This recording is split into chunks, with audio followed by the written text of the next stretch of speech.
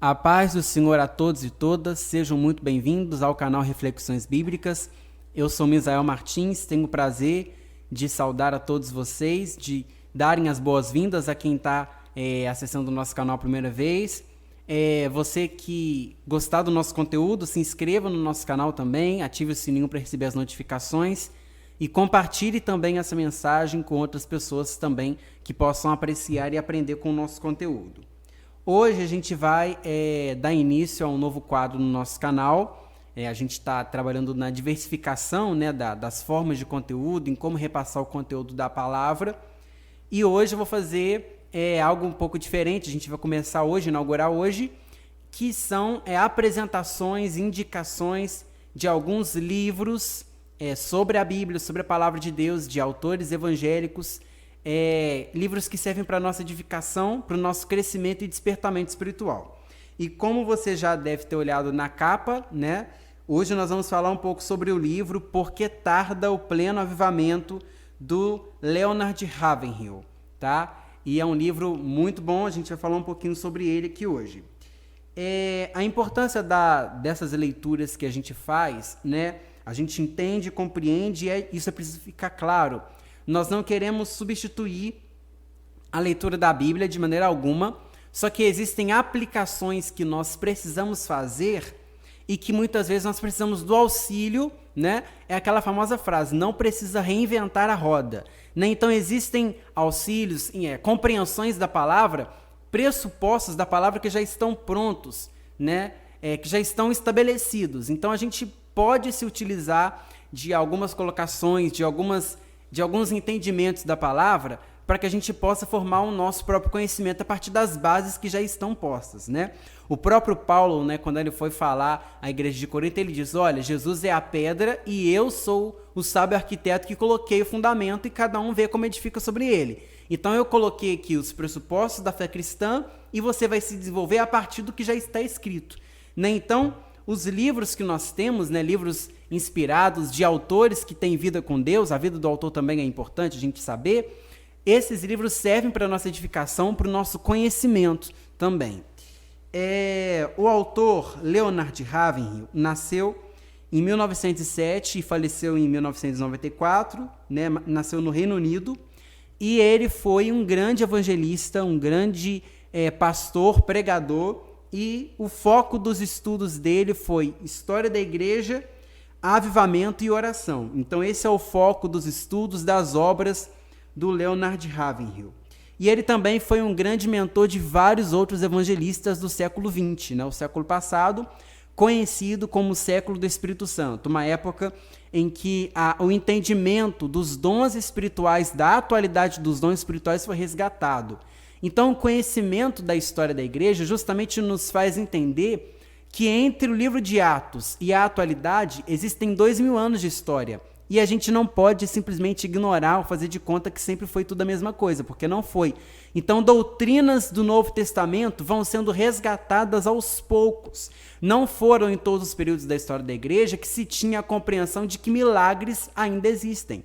Não foi na história da igreja sempre um consenso de que dons de línguas estranhas é atual, que está presente não apenas na Bíblia, mas que a gente pode viver essa experiência. Então o século XX traz várias dessas doutrinas que foram esquecidas durante muito tempo, né? E que o próprio Deus vai resgatando essas riquezas, essas passagens da palavra de Deus para a nossa atualidade hoje. Então um pregador que busca muito o entendimento e o resgate das bases da igreja do Novo Testamento e fazendo essa comparação de como era a igreja antes e de como está a igreja no tempo, né, em que ele escreveu esse livro, que é a sua principal obra, Por que Tarda o Pleno Avivamento, na década de 60. É só para vocês entenderem mais ou menos o contexto de quando ele escreveu esse livro aqui. É um contexto em que ele, né, mora no Reino Unido, depois havia se mudado para os Estados Unidos, e um contexto de um movimento chamado Movimento Voz de Cura, em que uma ênfase muito grande às cruzadas de milagres, de curas. Nós temos grandes nomes desse período e tem inclusive um livro, que é um dos livros que eu vou estar mencionando aqui nessa série, que vai tratar justamente desses movimentos, dessas ondas de avivamento no século XX, e cada uma vai resgatar um movimento, um pressuposto da fé cristã. A gente começa o século, né, com o avivamento da Rua Azusa, o século do Espírito Santo, né, falando sobre as línguas estranhas, a manifestação do poder. Na metade do século a gente tem uma volta justamente ao movimento da cura, né? As curas não são uma propriedade exclusiva dos apóstolos, né? Então a gente tem esse movimento muito forte. E mais no finalzinho do século, o movimento pela palavra, né? A volta do estudo da palavra, o interesse, principalmente das igrejas pentecostais, carismáticas, pelo estudo da palavra. Então, o Leonard Ravenhill, ele vai viver num momento de transição em que grandes avivamentos do início do século já estão se apagando. Por exemplo, o movimento da Rua Azusa já não está mais com a força que estava, né? Outros movimentos, o movimento da cidade de Sião, enfim, já estão diminuindo de intensidade. E é um momento, no contexto da Guerra Fria, no contexto político da Guerra Fria, em que o comunismo da União Soviética está ameaçando o mundo ocidental. Então, a gente vê pela leitura do livro essa preocupação do Leonard Ravenhill, né? Uma certa repulsa dele ao comunismo, é uma marca dele, da visão política dele, que fica meio que transparecida no livro, e também o surgimento da televisão, né? Quando a televisão começa a explodir na década de 60 dos Estados Unidos, e o Leonard Ravenhill vai combater muito veementemente os riscos e os males que a televisão está trazendo já para a sociedade americana. Então é nesse contexto, há 50 anos atrás, 60 anos atrás, em que o Leonard Ravenhill já está falando de decadência espiritual, sendo que os Estados Unidos ainda está vivendo um pouco do avivamento do século XX. Se ele fosse escrever esse livro hoje, no período pós-pandemia, talvez ele teria uma abordagem muito mais dramática.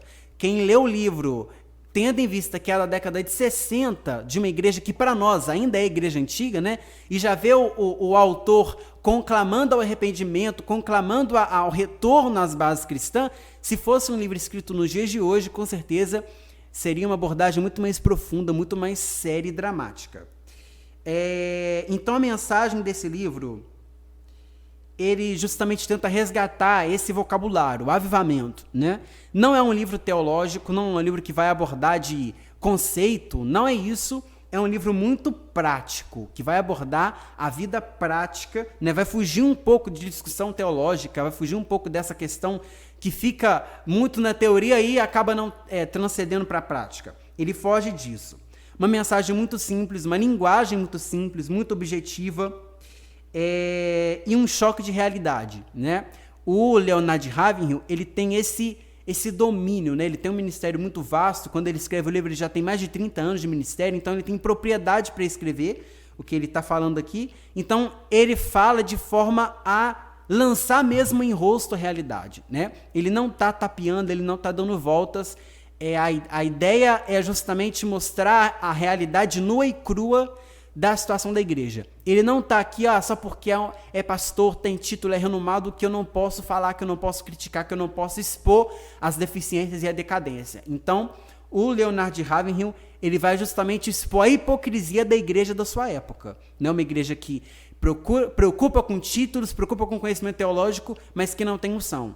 E ele fala isso rasgado. Um livro inteiro, do início ao final, você vê uma fala muito clara, sem rodeios, uma linguagem muito curta, muito objetiva. Falando agora das marcas do livro. Quais são os enfoques desse livro, dessa mensagem, Por que tarde o pleno avivamento? O enfoque dele é para ministros. Então, ministros e pregadores devem ler esse livro, porque é um livro em que ele vai falar muito direcionado para ministros do evangelho, quem prega a palavra. Então, é um livro que fala, que exorta os pregadores de maneira muito severa, muito concisa. É um livro que fala muito sobre oração e devocional diários. É um livro que, assim, te põe mesmo no seu lugar, te faz refletir sobre em que nível você está, não em comparação com outros, mas em comparação com o padrão que Deus estabelece. Deus tem os seus padrões e esses padrões estão na Bíblia. Quando você olha para os espelhos, né, que nós temos, as referências de autores bíblicos que nós temos, você olha para você vê que você está muito longe. Então essa é a ideia, é mostrar essa distância de uma igreja que hoje está muito mais focada em assuntos materiais ou em assuntos de disputas entre si, e o enfoque da oração, que é a base da igreja, está sendo deixado de lado. Então é um clamor dele sobre a volta da oração. Ele vai falar de 2 personagens principais nesse livro. Na primeira parte do livro, ele dá um enfoque para Elias. Então, Elias é um nome que aparece muito no livro. E na segunda parte do livro, ele fala muito sobre Paulo. Então, são 2 personagens que ele vai enfocar muito nesse livro e que vai tentar mostrar um pouco sobre a distância que nós estamos, o quanto ainda falta para nós chegarmos aos pés desses homens de Deus, né? É um livro que tem um enfoque muito grande com missões. Fala muito de missão, fala muito da urgência de fazer missão. Ele traz, eu não vou ficar aqui dando spoiler, né, do que o livro fala, mas ele traz alguns dados muito alarmantes sobre o nível de perdição que o mundo se encontra e a inércia da igreja, que faz muito pouco em relação ao que a gente vê de desastre. Ele está falando na década de 60, e ele fala: a cada minuto morrem 85 pessoas sem Jesus. E o que a igreja tem feito? O nível da mensagem dele é esse. É realmente, para quem está dormindo, é como se você fosse jogar um balde de água fria para despertar urgentemente. É esse o nível da mensagem dele. Mas ele fala, olha, não adianta querer fazer missão sem a unção. Outro tema forte do livro dele é: busque a unção. Busque ser cheio do Espírito Santo. E como você vai buscar isso? Pela oração. Não tanto pelo conhecimento. Conhecimento é consequência. A oração. Então, o foco dele é oração e unção. Não tem como pregar sem unção. Não tem como pregar só com conhecimento, só com técnica. Ele viveu há 60 anos atrás. Parece que ele estava prevendo o que estava acontecendo hoje, né?